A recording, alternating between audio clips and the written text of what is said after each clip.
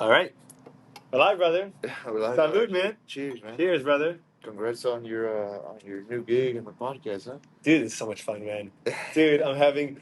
I knew that I would like it. I knew that it would be so. I mean, I didn't think about doing it myself, but I've just been listening to a shit ton of them, and I was like, and then at one point, after Trump got shot, right? Yeah. I went on Spotify. I was going for a jog. I think the next morning, right? So he got shot Saturday. Sunday morning, I'm on a jog, and I'm not sure, what to listen to. Yeah. And I see that Patrick Bet David had like that emergency pod, that, right? I heard it. Yeah. And he's going on about how this was almost civil war, and this is crazy, and it's out of hand. I'm like, man, Patrick Bet David is a smart dude, Yeah. but like, if you talk about these crazy scenarios and you have millions of listeners, then you're just putting ideas in people's head that's what got Trump shot in the first place, was the fact that everyone was saying all these crazy things about him, and then it led to some crazy kid doing this. Yeah, you implant that thought.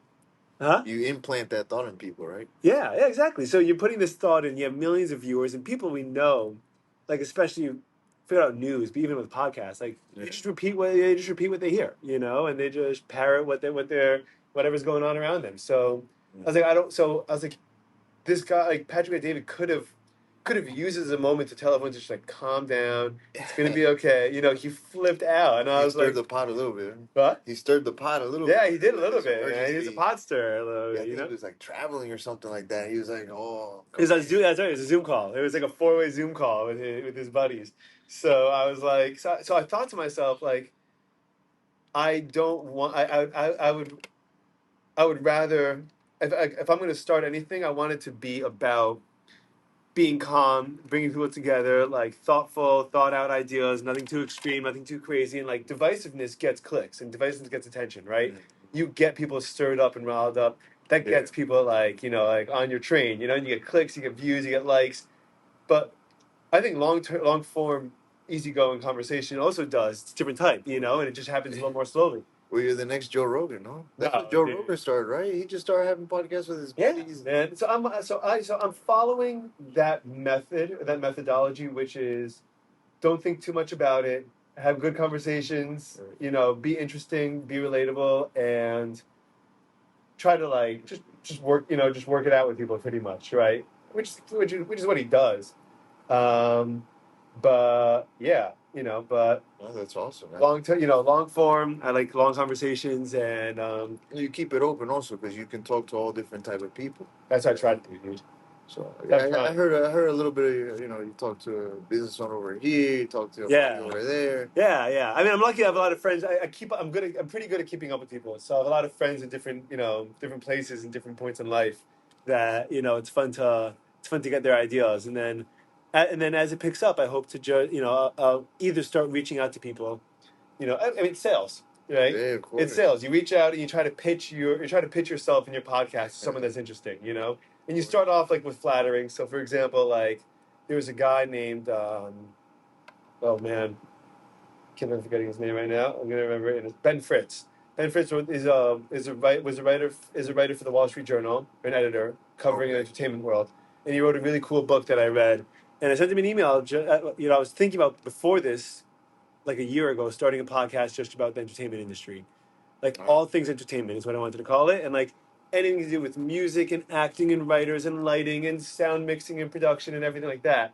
I thought it would have been cool, man. It's pretty cool. I remember you mentioned one time something about a podcast, but I can't remember the theme. I think was like this. It was I wanted to do that, and then the war in Israel broke out like that next, like as I was like getting people lined up. Yeah. And I was like, it doesn't feel like the right time to just especially as a Jew, just start talking about like Hollywood or entertainment when like there's a war going on right now, So. But anyway, so I reached out to him. I just sent him an email. His email, like, it's the easiest thing to reach out to these people. I have his book. I just Googled his name. And then for, inquiries or to reach out, just email whatever at gmail.com, and I did. And I was like, I'm a huge fan and I'd love to talk and I'd love to just get in touch and maybe even have you on a podcast. I was like, yeah, let's have an introductory talk. We talked like 45 minutes. Nice guy. We're talking about his career. We're talking about how he got where he was. And what I wanted to talk about, what the point of the podcast was. And he's like, yeah, I'll do it, and I never actually, I ended up doing it. But I mean, if I do that with more people, then that's how you get rolling, dude. Yeah, you gotta start somewhere. You gotta start somewhere. Just get the ball rolling, You're gonna have a little bit of everything. You're gonna have beer aficionado. We're gonna dude, have all over the place. Entrepreneur over It'll be here. fun. It'll be fun, and you kind of pick what you're going to listen to based on what's interesting to you. So something's exciting, something's good, and I just love talking to people. Like last night, there's a guy I work with. His name's Keith Rubenstein. This guy is I don't do a ton of business with him, but he's one of the best sales. He's the best salesman I've ever met in my entire life. He can sell the shit out of anything, man. He's so funny, and he's just he just talks, and he's relatable, and he's funny, and he's got he's got a million things to say, and he's always hustling. Okay. And I think I heard a little bit of that one. Yeah, I just posted it today. He started a business with was it machines or something? Yeah, ultrasound machines. Yeah. So but he does everything. He loves watches. He'll sell watches. He'll sell sneakers. He'll sell he just likes the act of selling. He just likes to sell people, And so he's in Chicago. He's an hour back, and he texted me. I texted him because I've been trying to get this going for a couple of days now. The first time he texted me, I took an edible beforehand, like half an hour beforehand, and he was like, or no, he was just hitting me, and he was like, dude, like, you want to record? I'm like, oh, I can't, man. I'd love to, but I'm not up for a 2-hour conversation right now, So then last night, I texted him, all right, you want to do this? Yeah. And he got back to me at I think 9:30, 10 o'clock. Wow. And he's like, yeah, let's go. So 10 o'clock, 10 to 12:15, we were talking. Wow, okay, so it's late. Yeah, but it's fun, man. It's just of course. I'm sitting I'm by my in-laws, and they live on Griffin. Okay. They live right on the water, right by the canal that goes into the water. Yeah. So they have a little dock area. I'm standing on the dock area. I have a cigar. I have a couple of Bud Lights in me, and I'm just hanging out and just talking. I'm talking to this guy on the phone for 2 hours. I just click, upload, and that's it. It's out. Bada boom, bada bing. No editing, nothing. Nothing, dude. Not going to, dude. That's it. Just candid, real talk, real time. I'm gonna get. The way that I'm thinking about it is, eventually you're going to get the microphone with the headphones. Yeah, eventually. The thing is, first of all, I love to walk. The backdrop. While I talk. The backdrop. That's right. That's right. The iconic backdrop. I want video. I would love video. I think that'd be fun. Yeah, of course. Video, microphone, sure. The biggest problem that I've had is I use Do Not Disturb my phone now. Yeah. But if anyone on my favorite list calls, my wife, my family, whatever, it calls, it goes straight to the app, and then it, I don't even know if it's recording right now, and it, and then it interrupts it and stops it, and you have to restart it, and it ruins your train of thought, and it cuts it off. Yeah, so I got to get a better system, but I'll do that when I start getting listeners, So right now, but you can see analytics and stuff too, or yeah, you can see it through Spotify, but just general analytics. Yeah, 10, 12 views an episode right now. That's all right. That's all right with me, dude. I mean, that's good, though. That's all you got to do. Just keep on. But for any content I've heard, you want to do anything, it's just consistently putting material out and not burning out. That was the other reason why I wanted to do something with no topics in mind. Yeah, was because if you pick something really specific, let's say you just do music production. Yeah.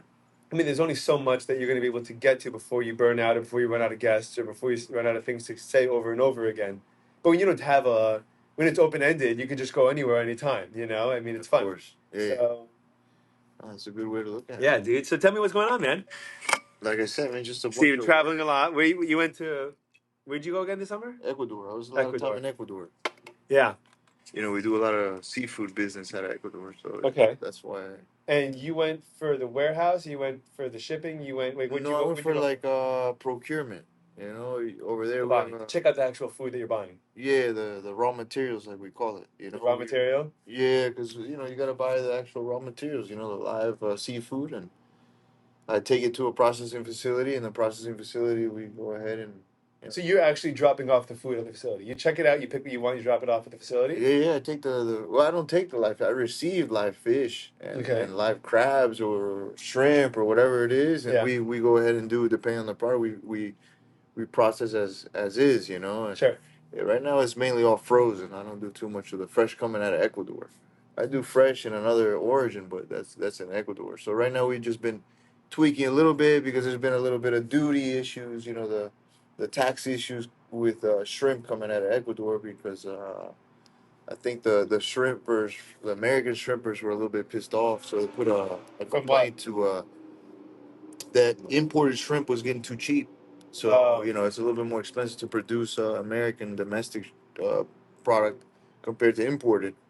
So they put in a complaint with the government, with the Congress, really? yeah, with the Department of And they just said, Commerce. listen, because it's cheaper to get it from other places like Ecuador, Yeah, you they're have to raise the struggling to taxes sell. because we're not doing it in America. We're not doing this in our. Yeah, the American producers are struggling to Ah. sell. So what they do is they put a duty on imported, you know, and just You kind don't of do like any the work. You famous don't China do any work taxes. with American shrimp companies or any American seafood No, companies. no, just because the volume, you know, the market I deal with is the volume.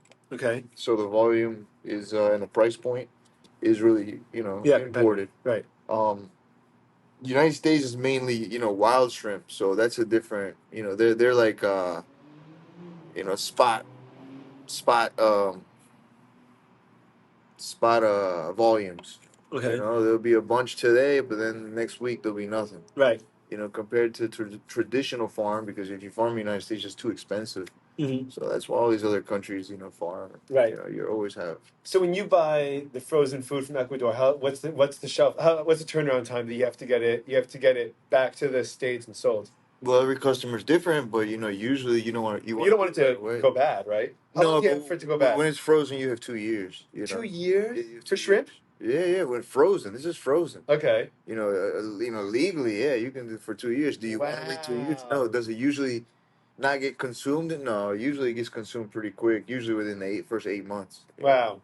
So do you bring it back based on the order? You bring it all back at one time and then sell it here? Well, I sell mainly to people like distributors. You know that they buy volume. So I'll Hmm. bring a container load volume, and then I could split that container through a few customers, or I just sell a straight container to somebody. You know, and then like that will be you know, that's something. Right. That's mainly what I like to do is sell a straight container to somebody. That way it's easier. Yeah.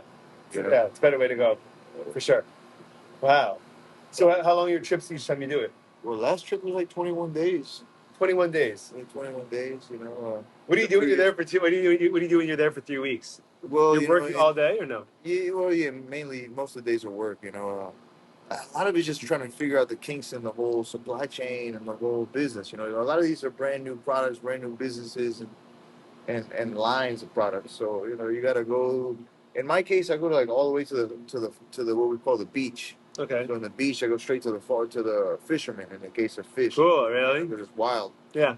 And I, you know, start negotiating or start asking around the small little town, hey, what's going on? I'm looking for this shrimp, or I'm looking for this Really? fish. Oh, yeah, you got to talk to Pepe down the street, make a left. And so then I go to see Pepe. Pepe says, "Nah, man, I'm already set. I'm good. I don't need to sell to you. I don't want to sell to you. I don't want anybody Why else." not? Oh, because he's already happy with what it is. Oh, Maybe you he would just doesn't have people the you sell. volume that I'm Right. looking for. So, oh no, go look at Juanito. Okay, go look at Juanito. I go down again down the street. I look for Juanito, and finally Juanito's the guy that can help me. Okay. But Juanito's only a guy who can give me the raw material, maybe, and then I got to take it to my facility Yeah. and receive it, process it, pack it, freeze it, export it, import it, sell it. And Do so you do all the paperwork yourself, or you have someone that does the paperwork for you? yeah, I mean, we usually contract a company that does all the Yeah. paperwork. And Yeah. then I know a lot of times my freight companies that I'll use for international shipments, they'll deal with yeah, it's all a the lot technical easier. stuff, the duties and the imports and exports and It's everything. a lot easier. It is. Is that it? Well, No, you got it. You got it. We got plenty of beer, man. Okay. no, it's a lot easier when you third party that because it's a lot of technicality in those documents and paperwork. Yeah, and if you do anything wrong, so the government right now is trying to buy, or the VA is trying to buy an ultrasound probe for me, Oh, okay. and they need this one very specific piece of information that, like, they're not allowed to buy the equipment without it. And I tried to make up my own company letterhead. I have a company letterhead, but I made up my own form Uh-huh. to fill up the information, but it didn't work for them. They needed it from the manufacturer, so I had to find it from GE. But they wouldn't want like a spec sheet or They something? wanted a spec sheet. It's called an IFU, instructions for use. and That's a then funny how name. to I was like, dude, you could just say instructions, like instruction manual. That's a crazy Uh, name. but and then they needed That color. how to clean it.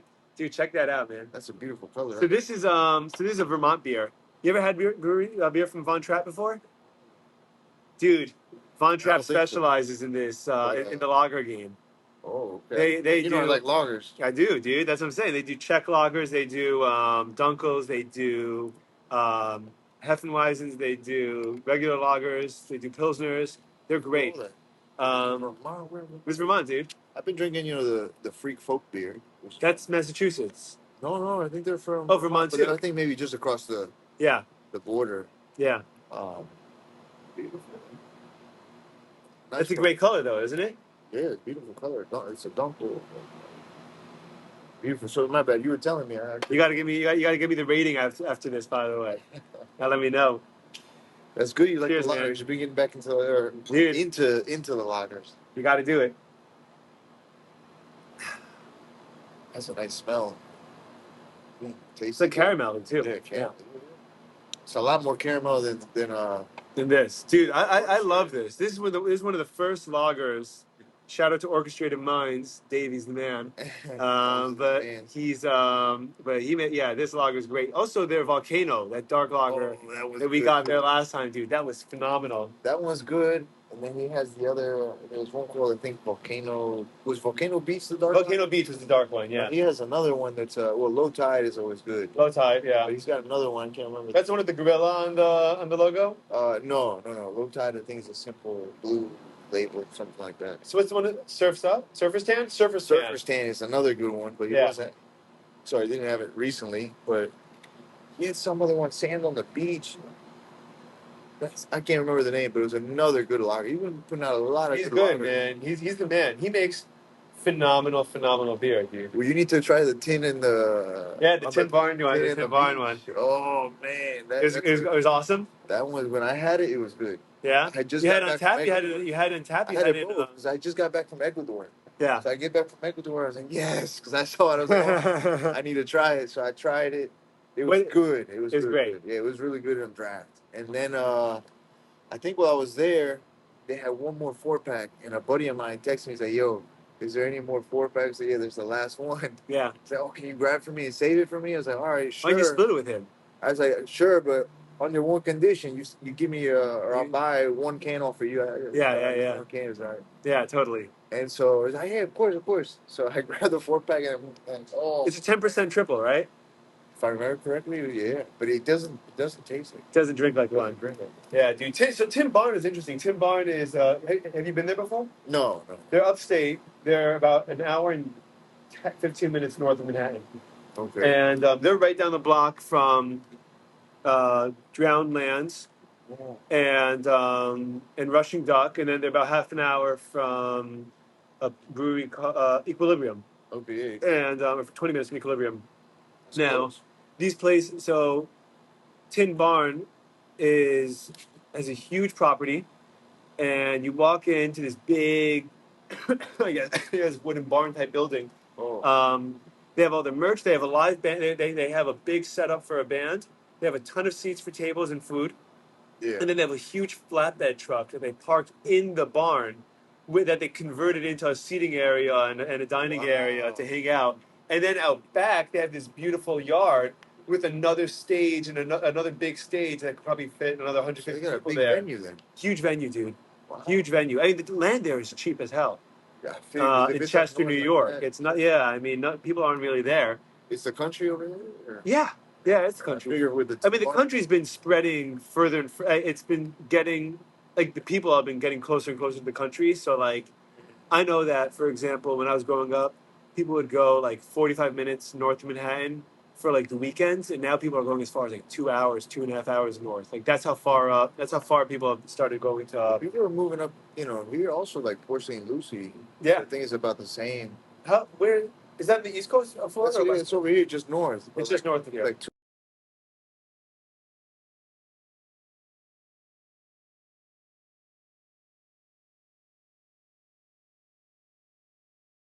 One. Yeah, Okeechobee. So tell me what you think about that. This is really good. No, it's Port St. Lucie's up there, yeah, by around that area. But they don't have beer. They don't have breweries there. No, I think they have a few close by, but what I mean to say is that a lot of people are leaving and going up. And even like Lehigh Acres, Yeah, a lot of people have, or I should speak, I guess, more specific, a lot of Cubans, a lot of people that I know, they going up that way. because it's much cheaper. Much cheaper in Miami's gotten really crazy.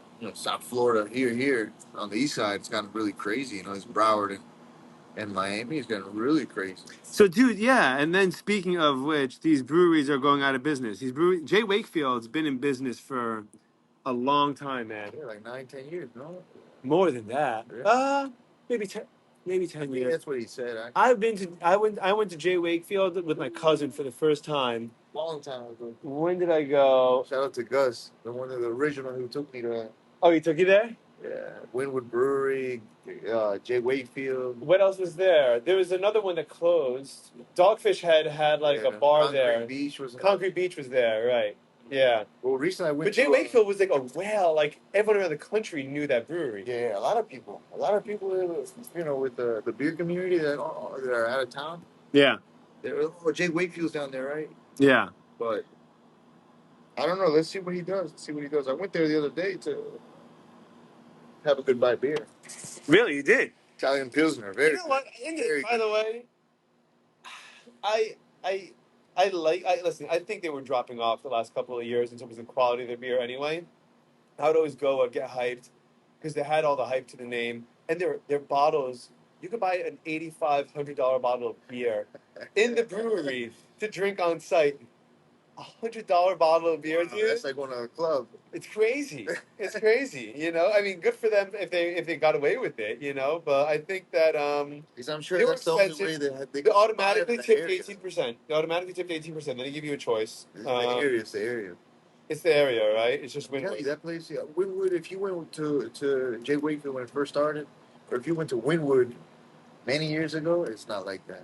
Well, Wynwood was disgusting. It was run down. It was a grimy place. A lot of places that I used to like going to Wynwood. Now Wynwood is a good party place, right? People would go party there a lot. Of course. I know the Wood Tavern was the original place over there. Okay. To hang out and chill. There was one place, the Dirty Rabbit, I think. Is that what was it? Yeah, but the Dirty Rabbit is all new and it's still there. Oh, it's actually across the street from there. From Wakefield. Yeah, that's right. That's what I know. Wakefield, like when all that stuff in front of Wakefield didn't exist. Dude, the first time that I walked into Wakefield, and I didn't know anything about it. I just Googled breweries near me when I was visiting my grandfather with my cousin, and my cousin Adam, and we walk in and just these murals of like the superheroes and the Star Wars table that was in front of you, the Han Solo frozen in kryptonite, dude. That's super. And I was like, this place is so cool, dude. And then I found out that they were like considered a whale. I wasn't really drinking stouts at the time,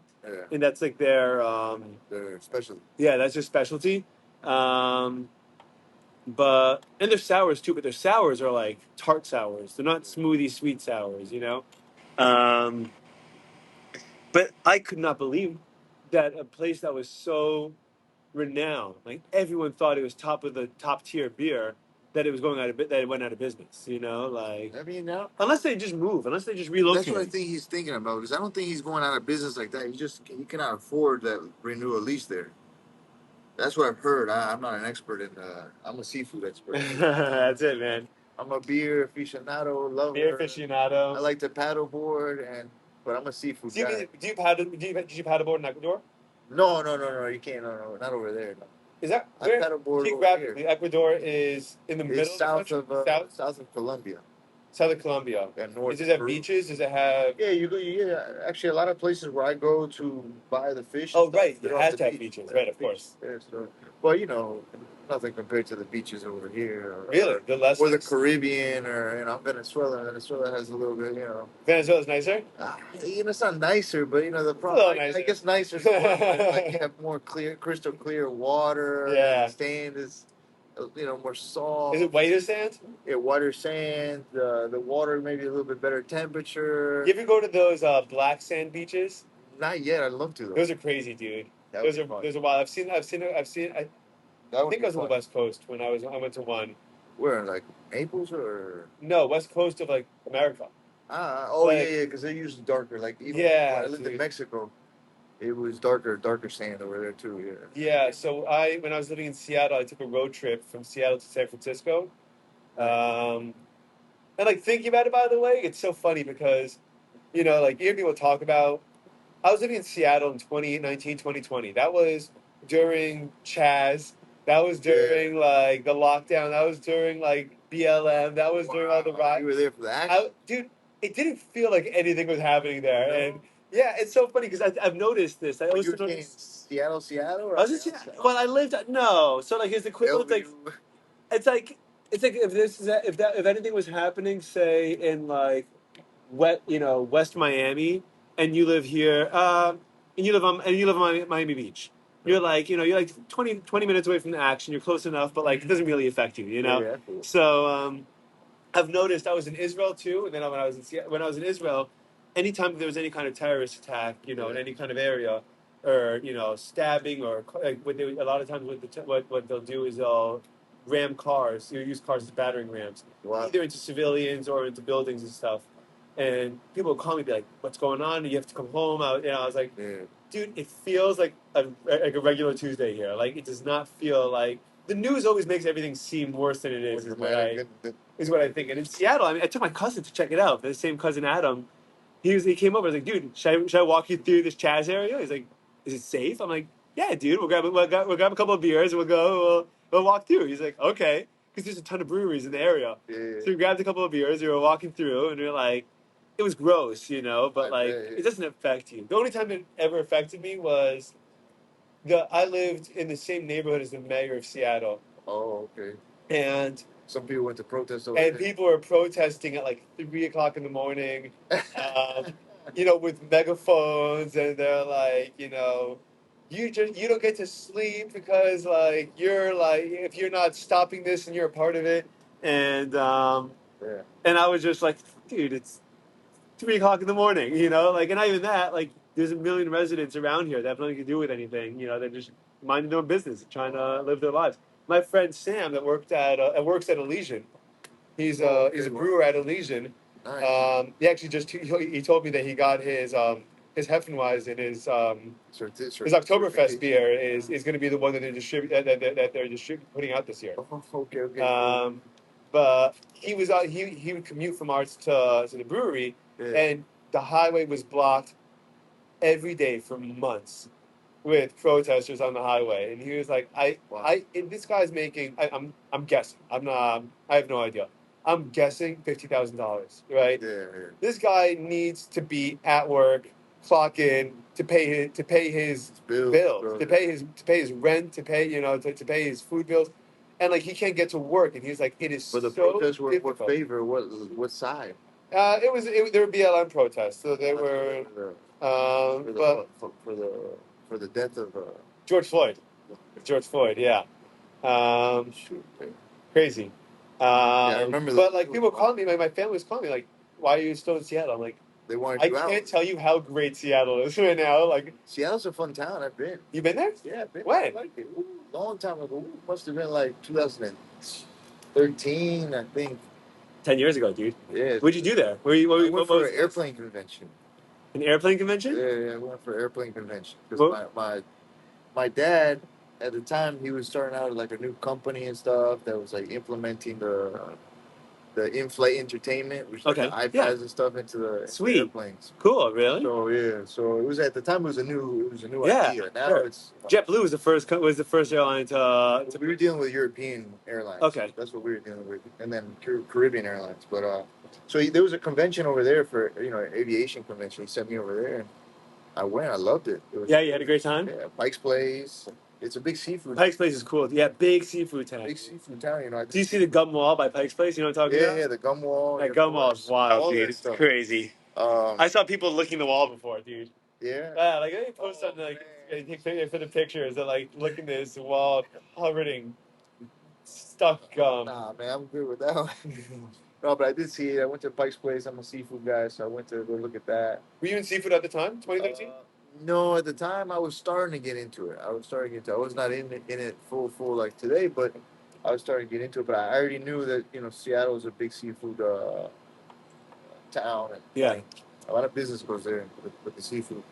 But no, I like Seattle. Even though it's gloomy and all that stuff, it's very cool town. And went to the first Starbucks, even though I don't even drink coffee. But Yeah. just Yeah, it's cool to see. coincidentally, Yeah, I you stop happened by to there. have The it place right is always there. packed. Also, that first Starbucks. Yeah, it was packed. It's always But packed. I just stopped by, see, okay, roll out. That's it. Yeah, I knew a couple of guys that worked there. It's cool. I mean, there a lot of big companies that start in Seattle. Boeing, Yeah. Starbucks, Kirkland, Costco. Kirkland's a neighborhood in Seattle. Well, that's why they have I imagine that's why they have the aviation convention over there. Because Yeah, Boeing's there. Boeing's Dude, there. even though those airplanes aren't doing so great, man. Yeah, they're not. Gotta watch out over there. You gotta watch out, dude. Dude, I don't like flying now, man. I I get got a nervous, wife and a man. kid, man. I don't know what's going on over here. Luckily, all these I've been mainly flying to South America, and these planes are Airbuses. Oh, right. So I've been lucky so far. Yeah. Yeah. But yeah, no, it's sketchy what's going on. But what can you do?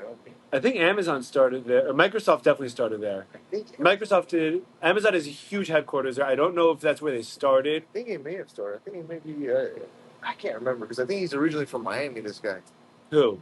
Basil. Yeah? I think so. Yeah. I don't know. I can't remember. His That guy's first an name. interesting dude. You ever hear him talk? You ever hear him on a podcast before? No, I didn't hear him on a podcast. He was on Lex Friedman's podcast. He's very interesting. Wow. Okay. Because you kind of there's different types of smarts, right? Yeah. Like Elon Musk smart is one type of smart, and then there's like the business smart. Elon Musk is obviously a brilliant businessman too, but he's a technical guy. I feel like first and foremost technical. Yeah. He kind of just applies that to business. Then you have like sales guys, and then like sales smarts and business smarts. And then you have journalistic or like conversational intelligence. Negotiator. Negotiate. And then you have and then you have like just like managing intelligence. Like how to like run a show like nobody's business. I don't know what kind of smart Jeff Bezos is. Like you would imagine that with Amazon, he's primarily like a just operations kind of guy. Like they're just the smoothest operation, especially for how big they are. No one moves that smoothly for how big they are. I mean, it's crazy, but I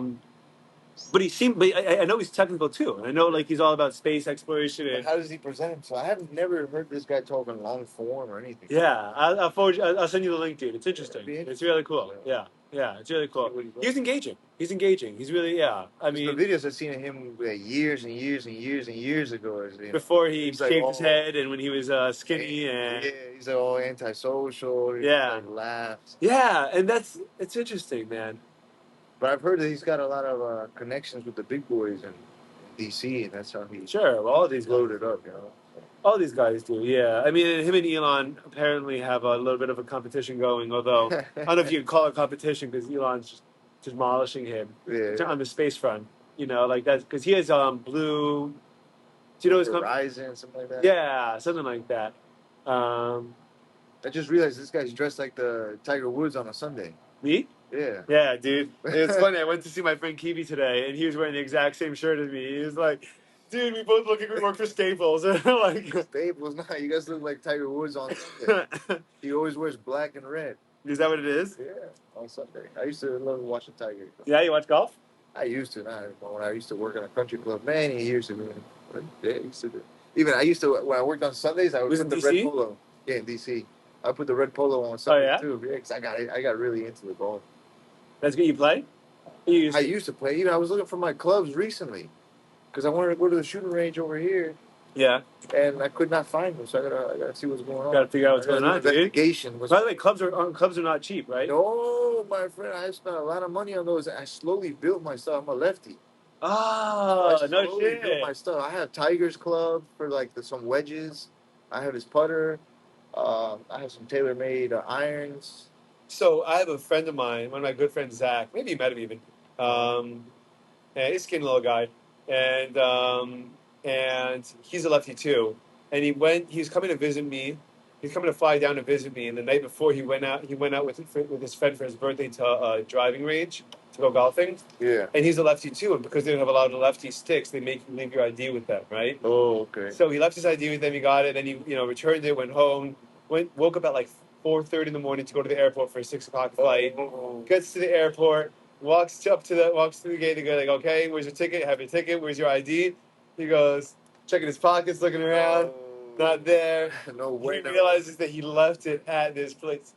No. And I've heard, my dad's told me that he's been able to get through without his ID before. He just asked, like, can I show you a picture? Kind of like, like whatever. And like, they've let him through. He didn't, either he didn't ask or they didn't let him. Wow. But he had to change his flight till later on that day, go back to the city, pick up his ID and go back to the airport. Back to the airport. It's just not fun, man. Nah, You tried this IPA? Yeah, try it out. Let people know what it is. What's the name of it? So this is a Loose Cannon IPA. It's 8.5%, so it means it's probably a double, and it's barrel aged. There you go.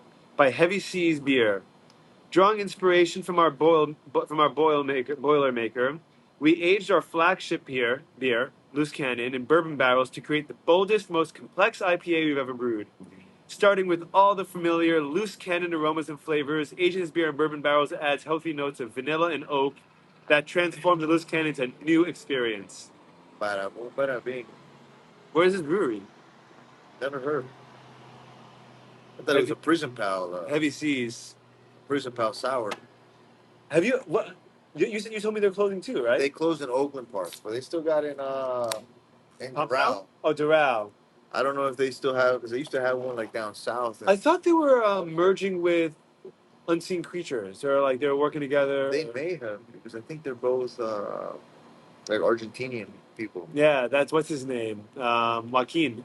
That's what I think. Joaquin is the owner. Here you go. I haven't been over there in a while, to be honest. I'm seeing or Prison Pals. Yeah, I haven't been there. I never went to Prison Pals before. Oh, that's a beautiful color, man. It's a little lighter. It's not hazy. No, it's a nice color because it's a little lighter than this. The Dunkel. The Dunkel, but it's still a beautiful color. It's kind of like the balls on the sand from Orchestrated. You definitely get the bourbon. Well, when you come back in town, I'm staying in town, dude. You're gonna maybe come to one of these shares, dude. Shares. When are they? So we gotta tell them to do it on a Friday or Saturday or Sunday. You can't do Saturday, man. You kill me. Unless, by the way, when winter when the day as the days get shorter, Saturday, Shabbos ends earlier. Yeah, of course. Right. Sure. So, the summertime it ends at like 9:30 at night, 9:30. Yeah. In the wintertime it ends at like 5:30, and like you have plenty of time. You can still do it on a Saturday. But yeah, I gotta come to that. I haven't gone to a brewery since I got back yet. I wanted to go yesterday to Orchestrated. Okay. You know what I feel? I got to go to Orchestrated before Uncommon. I feel like. Yeah, I mean, Uncommon hasn't had any. I think they have like one new. They have two new sours. Two sours, and then they have a hazy, I think. And they also have stout. Not a stout, a farmhouse ale. Oh, I haven't tried that one. That they put out. I didn't try it. And I tried their cask ale. That was phenomenal. Oh, he put Marcos makes crazy beer. No, he makes good beer. I hadn't seen there lately though. I mean, I haven't been there honestly. I've been going a lot to Invasive and Orchestrated. Invasive's been putting out some hazies. It's hazies. Yeah, I like the hazies they've been putting out. That's the style I like. You don't get sick of it though. The thing is that when I travel to Ecuador, I don't drink beer. So I spend a lot of time without beer, and then I come back and I go crazy, and I leave, and I go on a drought. Yeah, and that's what it is. But you're a binger, dude. Yeah, it's basically what it is. Like I'll get like 8 cans from out of town, and they'll be gone that weekend just because. I gotta fly out next week. Go heavy though, like dude, I'm getting older, man. It weighs me down. The thing is, that's why I like to share. Yeah, and then probably drink like 2, or I could do something like that's why I do a lot of like paddleboard. I'll have a hazy, a double IPA, and I'll hit the paddleboard. I'm sweating out there, boom, boom, boom. Hour or 2 goes by, I'll have another one. Do the same thing. Yeah. Have another one. So that's how it goes by. Or I share.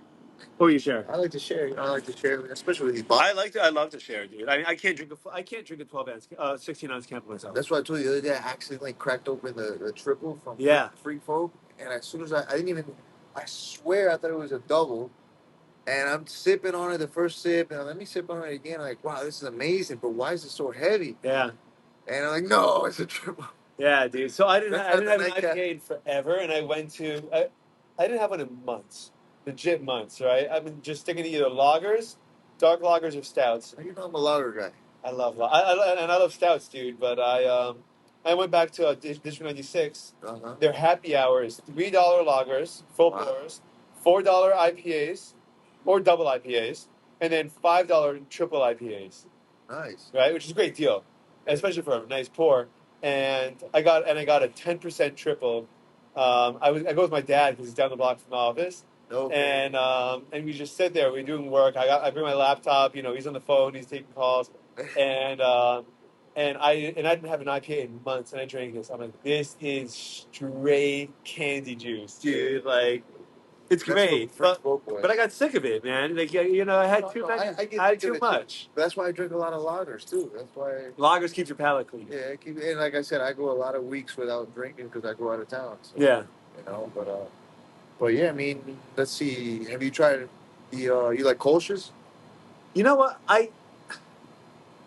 I've had a couple. I don't really know what I'm supposed to look out for.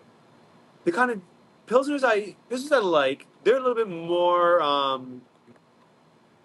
They're a little bit more plain than a lager is, though, right? A lager could have a lot of flavor to it. I mean, you know, Pilsners tend to be pilsners can be hopped. Yeah. You can have a hot pilsner, Yeah, like a New Zealand pilsner or whatever, right? Right. I mean, Kolsch's like, you know, kind of. I don't know. I'm not a beer expert. They're another like style of beer that I like a lot. Yeah. I would say try that one. I mean, Three Sons is a good one. Which one? The Kolsch? Yeah, they have their. The problem is they have the Kolsch. No, they have another one though. That's a lager, American lager. I think that's got like a paddleboard on the label. Yes. Which is very good. Yes. That's what I'm saying. I like Three Sons. They're also good. They go through periods where they put out a lot of new beers. Yeah, and then they keep the same menu for like 6 months, and then they'll put out a lot of new beers. Maybe because they've grown. I think they're doing distro. I don't know. Yeah. Well, you told me they had their truck, their new Three Sons distribution truck, dude. Well, they got Lumberjack coming up. Are you going? If it's not on Saturday. Oh man, I forgot it is on Saturday. Dude, every single beer event is on the Saturday. You know what? Orchestrated Mind has been great about not doing Saturdays. Well, they do because they do like multiple days though. Yeah, they do. Orchestrated Mind has, I think their party's in September too. 5 years? 5 seasons. For Orchestrated Mind. Yeah. It's gonna come out. It's gonna be some fire coming out. He said. You ever talk to Davey about his story, dude? I want to get him on the podcast, by the way. That's what I was gonna tell you. You should get him. I'm dying to get Davey on.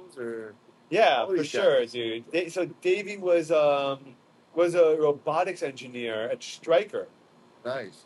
And it was just like, nah, and like quit and like opened up a brewery. Like, I mean, I don't know anything. I just know that typically speaking, for that industry, for that type of job, he could have been making easily anywhere between $150,000 and $200,000. I'm sure he's making good money with it right now. You think so? It's tough, man. But I think he does enough volume, you know. He sells everything he makes. He's got a lease before. He's got very little overhead. He's got a lease, and he's got a lease before COVID. Yeah. Which speaks a lot. Yeah. Because after COVID, trust me. You know, he opened before COVID? He's 2018 or 19? 5 years. No, it must be 19 then. It's going to be 5 years. 19, yeah, it must have been 19. September 19th, 5 years. That's what I think it is. I couldn't really tell. He's the one that could tell you. And Marcos got in real cheap, he told me, because of where he is. That he was the first business to go into that whole area. Have you been to that area recently? No. There's high rise. How do you say? It's just like Wynwood. Really? Boom, boom, boom, boom. Everything's popped up? That's what worries me. That now in the last 6 months. In the next couple of years, same thing happened with, you know, our yeah, but you know what? I think that if you're, it's funny. The same thing as Wynwood. It worries me. If you could, there's people that open breweries to make beer because they're passionate about beer, and there are people that open breweries because if you're a smart businessman, you could make a lot of money at a brewery, right? But if you're a businessman, but a lot of these guys that are passionate about beer and are brewers themselves and the home brewer and they're the owner, a lot of times they don't know how to run a business, and so they don't think of, you know, like you told me about Unbranded. Unbranded is closing. they have a space. If they rented out 3/4 of their space, Yeah, they got a lot of space. they don't need. They don't need. I went there. I went there 6 months ago, right? Okay. And they sold cigars. They sold beers. I sat there. I got a flight. What? They're pretty solid. They're good beer. Very good beer. So I sat outside. I got a flight. I smoked a cigar, but it was this enormous industrial warehouse space with 15 people sitting inside, and you just don't need it. And like, if it is that expensive, then go ahead and rent it out. I would imagine, right? Yeah, the first time I ever went was their beer fest. Right. That's what got you back into the game, right? Yeah. You told me that you stopped drinking craft beer for a little while. And that's what got me back in. I don't know. I mean, yeah, it's a big warehouse, and even just the tap room is huge. What do you think of this barrel age? I think it's pretty good. You can taste the Barrel for sure. You can taste like the combination, the blend of both styles. Like, but I never had an IPA that was. Me neither. What do you think? I think it's pretty decent. You do it again? You do it again? Or? Yeah, but personally, I like cold. So maybe a little bit colder. But what's the rating out of 5? Like a 4 to 4.15. So it's anywhere between 80 and 84. To be. That's a pretty good. That's what I'm saying. It's a pretty solid beer. In my book, I don't know about everybody else, but you know why I like it? Because it's a blend. I can taste the blend. Yeah, the truth is that they do like, good. Like this, balance. Maybe something like this, and then a barrel age. Yeah. You know. Yeah. Like maybe something like this and a barrel age. So I think it's pretty good, man. That's a solid one, you know. Yeah. You picked it up where? I picked it up. I was in Total Wine today. Oh, okay. Pick it up. I always give it a little walkthrough, you know, when I'm there. And in Total Wine, another place is closing. Sorry, Riverside, Southside. You know, they had like 3 Riverside. locations. Yeah, Riverside had 3 locations. I've never been to Riverside. I never even heard Riverside Marketplace. Oh, really? Yeah. Screw them, dude. I know that. I know that this like come together or whatever, dude. No, I feel. Dude, they charge me $15 for another half can. 15 is nothing. They charge me like $20 for a can. Yeah, I didn't realize. And they don't tell you how much it costs until after you drink it. And then what are you gonna do? You're gonna say take it back? Well, the thing is with me, I didn't realize until I swiped after because I really don't stay there. I just take it to go. But my buddy had the same thing. He had like 2 of them. Oh yeah, I gotta pay these. $20 each. Or I think they were $18 each. I said, what? Yeah, man. Yeah, man. You know what? Listen, I think that there's a hard line. I think there's a hard line. Come on, man. I'm getting Treehouse and Root Ranch for like... Dude, you could pay $7 for it. Yeah, literally 100% cheaper, dude. It's crazy. Dude.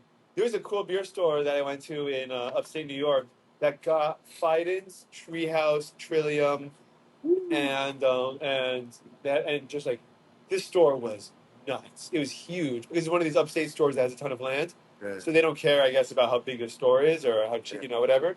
And they just stack the place with everything that you could imagine. But the first thing you see when you walk in, it's fresh. Damn. First thing you see when you walk in is just 2 fridges with just like the best, with Equilibrium, Trillia, all those guys, and you're like, dude, you know that you're in a serious beer shop when you get into these kind of places. You like vitamin C?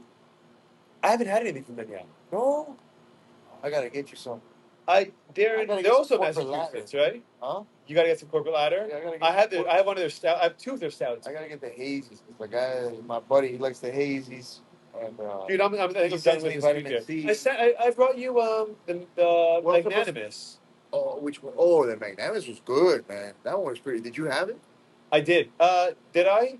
I did have one, or maybe I gave. I don't remember. But next time, keep one. I know that recently. The first time I went there, I was disappointed, flat out disappointed. I went there 2 or 3 more times, and every single time was excellent. Oh my God! Except for that, remember that can? Remember that bottle we had? The can we had? Oh, that we opened it. That was old. That was a pour out. No, it was new, dude. It was new. I mean, they dropped it probably 2 weeks before we drank it. I got to look at the picture. I can't remember which one it was. Was it a sour? Or? No, it was a stout. It was a barrel-aged stout. Oh, and the stout and it had molasses. Yes, I remember. And it was just... But it was... you couldn't drink it. It was that, or it was Calusa? No, I haven't been to Calusa yet. You ever had Calusa? Calusa has good stuff, though. I like. They're also Tampa, right? They're Sarasota.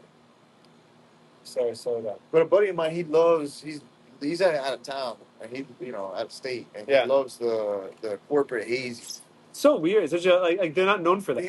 They had that triple collab or something with Electric, and I don't know who, Eighth State, and Corporate did? yeah, I had the label there on the table. Okay. I thought it was all right. I thought, they had better. The cash flow was good. The green one, the green label cash. Yeah.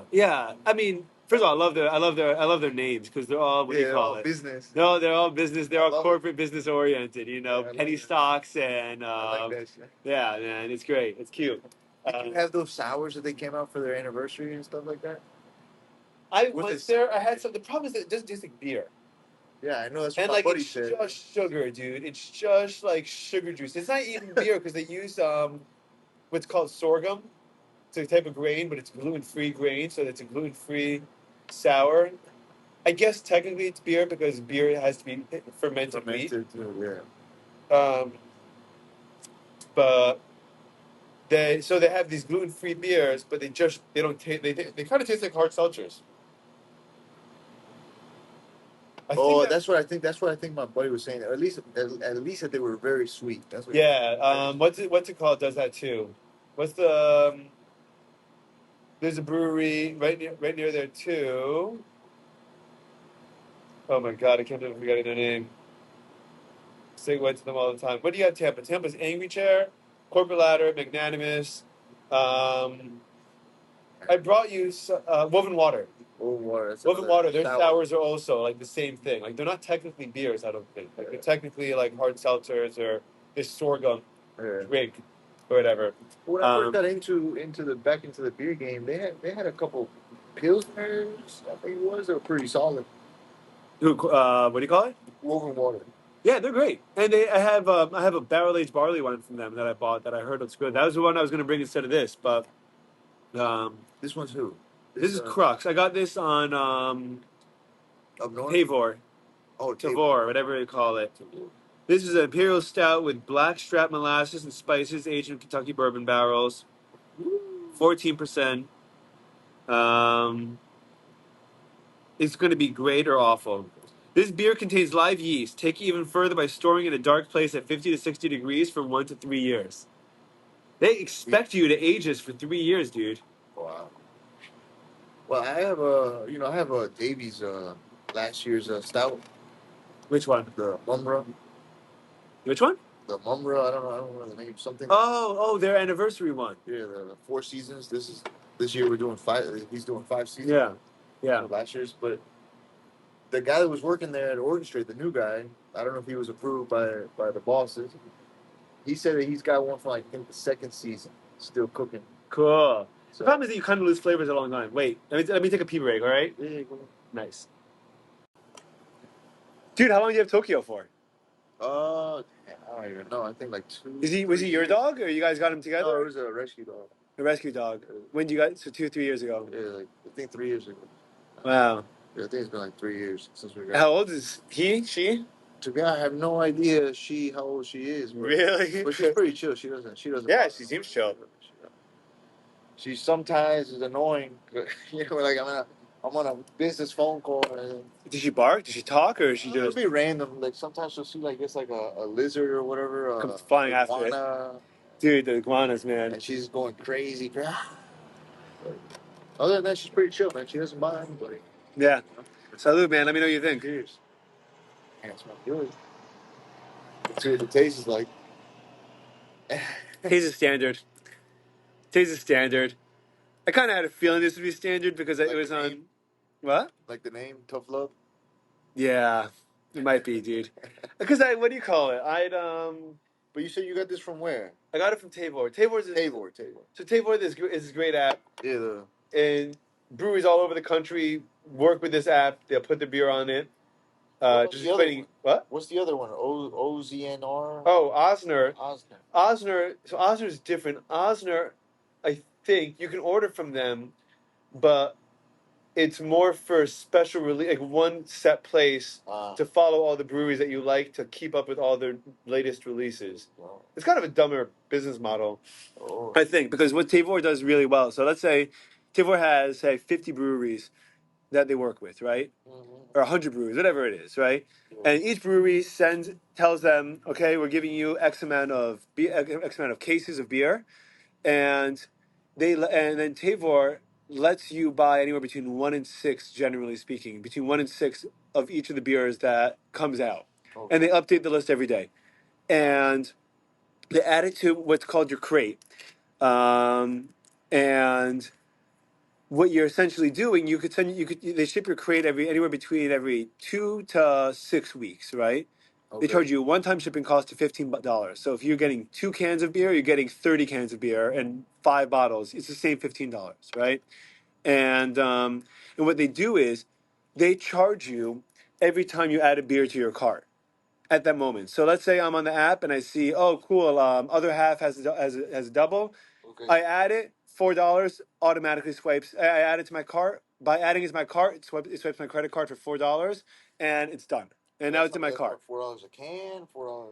Yeah, but I mean, the prices change and they upcharge because they obviously have to make some money. Mm. But there's some things that are crazy, and there's some things that are pretty reasonable. So what the cool thing is that you get to get beer from breweries all around the country that you wouldn't necessarily have gone a hold of. Of course. Like this one, or I got my first Jester King, which is in Austin, from there, and No, I haven't had them. they're really renowned. They're known for their like farmhouse style beers. Okay. Not really hazy, not really stout. It's more like all these like wacky like daffodil, lavender, and strawberry. Did you ever ale. go Odd Breed? No, but they closed too, right? Close to. And they were also a bunch of sours, right? They were wild ales, wild. Yeah, I went to a place called Plan B. Okay. You ever hear of them? Was that Planned Parenthood or? No, Plan B is actually a brewery. BEE. I'm It's playing. like, what do you call it? I'm playing. It's I think I did hear. Yeah. they're near Ober Creek. They're north. Yeah. And I have an Ober Creek beer to share with you, dude. Whenever you want, man. I have a sour from them. I have a barrel aged sour. You made a sour, really? Barrel aged sour, and then Wow. Plan B, I have also a wild ale. It's a 10.5%. I think I did hear about these guys recently, though. I'm talking about like the last month. They're really cool, dude. First of all, both these breweries are like Ober Creek is amazing. upstate. They're far. Ober Creek has it's the coolest thing. You walk in, you drive in, and it's just this big plot of land, but little shacks, a bunch of little shacks, and one of the shacks has like the tap room, quote unquote, which has I think 3 or 4 different taps. That's it. So at any given time, they don't have more than 4 or 5 beers on tap. They're tiny, man. And then they have a little to go, like a little like beer fridge, like a little whatever, a tiny little fridge, and like they just put whatever beer they have in there. Yeah. And that's it. And then they have a big farm area. It's also a farm, so they have like a greenhouse area with all these organic vegetables and stuff, and they have all these big cool outdoor places to sit down, these park benches and picnic benches and all these beer spots, and and it's cool to just hang out there. So we went there. We had a couple of hazies and a stout. The stout was not great, but the hazies were really nice. Yeah. And then 20 minutes north of there, which is already an hour north of where my parents live, so it's an hour and a half north of Manhattan. 20 minutes north of that is Plan B. Wow. And that's also it's like a campground. It's like like the sleepaway summer camps. Yeah. Like it's one of those, dude. And like they just have like a little like shack that they sell like bug spray, honey, homemade snacks, popcorn, and beer, and they make wine too.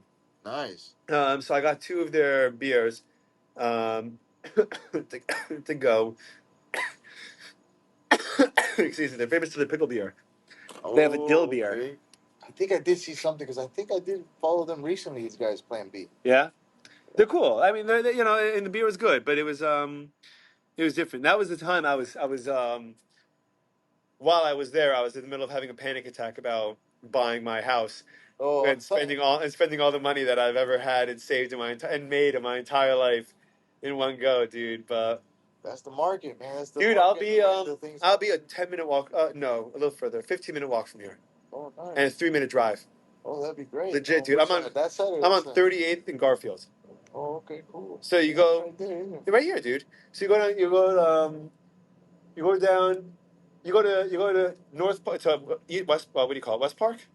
Yeah, West Park. West Park. You go down to 40th. You go straight down to Garfield, and you make the left, and it's my house, like two houses, and then Memorial, Okay. like the hospital, and like that's where we are. Nice. Um, That's dope, man. You're gonna be close. That's good. yeah, dude. I'm That's hyped. good. I need the beer buddy back. That's right, dude. That's right. You gotta hang out for poker nights, UFC nights, dude.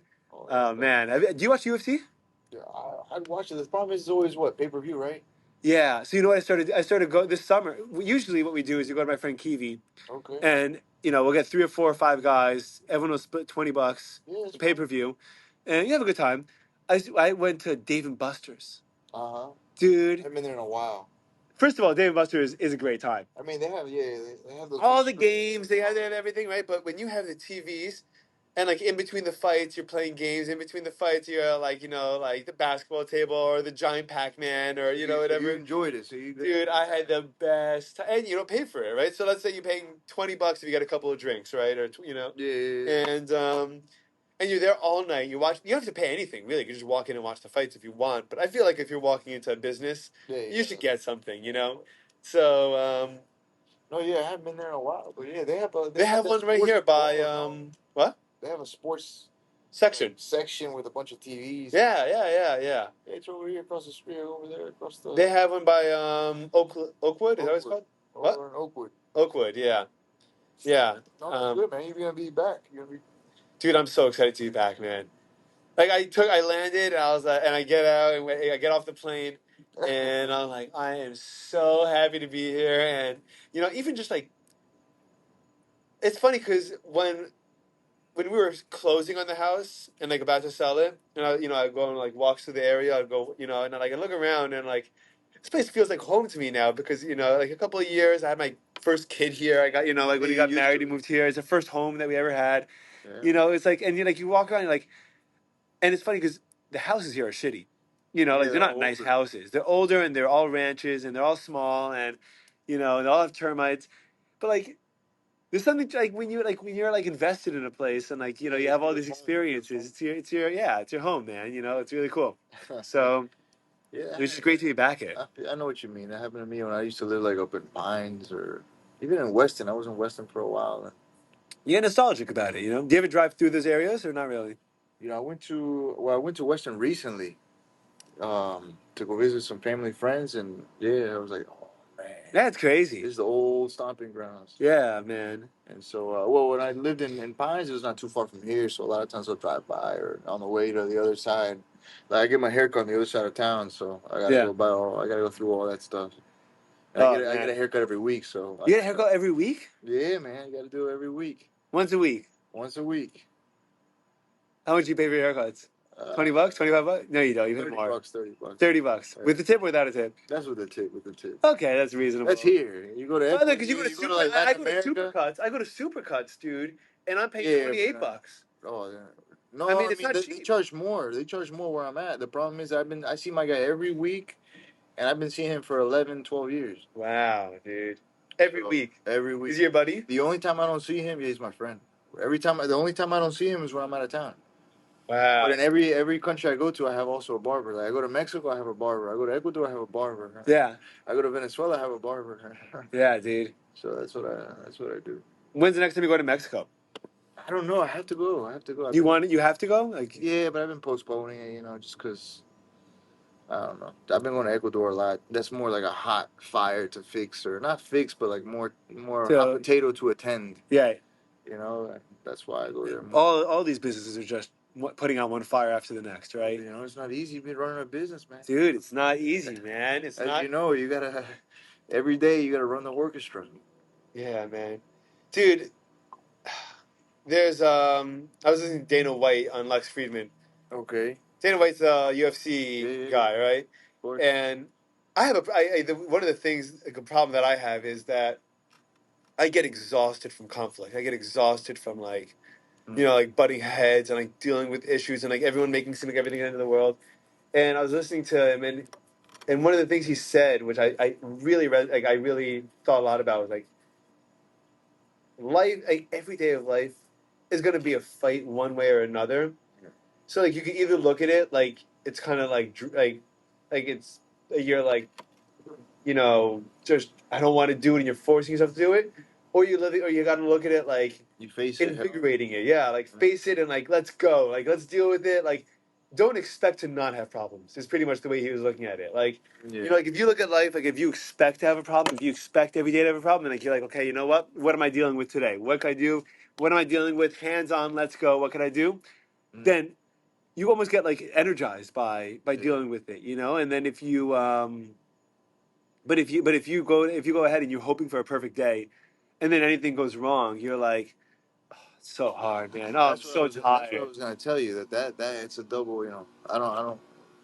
The exact same thing you said. You got to keep a balance. I think is what it is. That's what it has to be, But dude. no, I mean, you gotta run the day and face the day. You cannot think that every day's gonna be the toughest or every day's too difficult. You just gotta face it. What the challenge brings, you gotta face it. That's Dude, I want you to tell me about your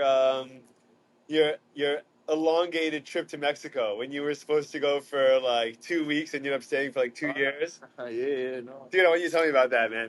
Well, that's a perfect example of being, like a business person. You gotta. I thought I was gonna go for what few days, 4 or 5 days, maybe a week. I took one backpack, and then next thing you know, I stayed there for 2 years, 2.5 years. But that's because it was a Did you big come back at project. all during those 2.5 years? I came back, but I think I came back twice, and very briefly. I think the longest trip I was back was maybe like 12 days, Okay. and then that was it. Other than that, it was just straight. So what happened that you had to be there for 2 years? Well, just like Like what like why what what expectation did you have that was like this will take a week and then you're like never mind it's gonna be 2 years, or did it just well, I guess that you gotta take control. Most people, I guess, in my shoes, I cannot speak for how do you say like people who have a different mindset, but people in my shoes and my mindset, when you're the actual guy who's the leader of the project, yeah. you got to take things into control. So what I saw was that I tried to do it from a distance, but the results were not coming out. So I So had you were to. hoping that you'd be able to pretty much start it and then do everything from here Yeah, and that's then what I did. I started it there, and I came back to the United States, and and I you're like tried to no run it, man but it's a oh, it mess. was not. It was a mess. It was a mess. So I Yeah, just went okay. back, and I was like, "F it, I'm gonna, you know, be tough, everything for a few weeks, and show these people how it's done. They're gonna listen to me, and everything's gonna be perfect, and I'm gonna be back." Are you a tough boss? No, no, no. I'm actually not. I'm actually. I mean, when I want something done, or I You say what tell I them I want. gotta get it done, right? Or maybe when I'm pissed off, I'm really extra pissed off. I'm really not a tough person, but I just figured that things would be, would run smoothly. But it's never like this in business. Yeah, of course. Business is never smooth. Or There's too many moving parts. that's the thing I was gonna say. There's too many moving It's not parts. that business is bad. It's just a lot of moving parts, variables, and you always got to keep tweaking those variables to keep it running at full capacity. Yeah. You know. The thing that I like least, I actually I'll tell. So if I get a call from a customer, I get a call from someone I never did business with before, and he's a small time dealer. Let's say a local guy to like Akron, Ohio, right? I never heard of him. He never heard of me. He never heard of me. He doesn't have a website. He doesn't have anything. He kind of just calls his local hospitals and just gets them equipment, right? Yeah. And he'll call me and he'll be like, "Can I get a price?" I'm like, "Okay, let's say hypothetically, probe piece, medical device, 3 grand." Uh-huh. I was okay. Well, I'm a dealer. Can I get a dealer price? Okay. I'm like, dude. I was like, the problem is, I'm happy to give you a price. I was like, the problem is that by the time, if they're doing any shopping around, if they're calling anyone else, and I'm marking, and I have to buy it from someone, right? So, I'm buying it from a source. I'm marking it up to him. He's marking it up to his customer. That's 3 times a markup Yeah. for a product that all the customer has to do is find one person that has it at one time, Yeah. Yeah. and they just mark it up a little bit less than the three of us do together. The undercut. I was like, you're not gonna win the deal. I was like, I would love to help you out, and I was like, you can quote him whatever you want. I was like, but I don't think I'm the guy to hook you up because there's too many moving parts for this one particular deal. It just didn't Well, happen. that's why in my industry, that's why I go straight to what we say in Spanish, straight to the source, straight to the grain, Yeah, and that's why I go straight to the beach. I've been to little small towns in the middle of bum f nowhere, yeah. and negotiating with guys who are this or that or fishermen or live on the sea or whatever, and that's why I go and that's why back to what I was saying. It's just I start from the bottom and I work my way up. And when you start from the zero and you work your way up, you got to go through a lot of learning curves and kinks. Did you like living in Mexico? Yeah, I like Mexico. You know, Mexico is actually it's got a lot of culture. I like Mexico. A See, lot of culture. The food is good. Food is healthier than the U.S. because here any food is healthier than the United States, we're dude. pumped up, man. Every time I fly back, because right now I'm doing a lot of Ecuador, United States, Yeah. and the same thing happened when I was coming back Mexico, United States. Oh, the flavor in the food is so different. One thing I always talk about is the eggs, the color of the eggs, and the nutrition. No way. What's the difference? Oh, you can see the color of the eggs. It's just so Is it much. darker? Is it lighter? Is it It's more darker. It's not so darker? pale, Okay. and you can see the real nutritions are there.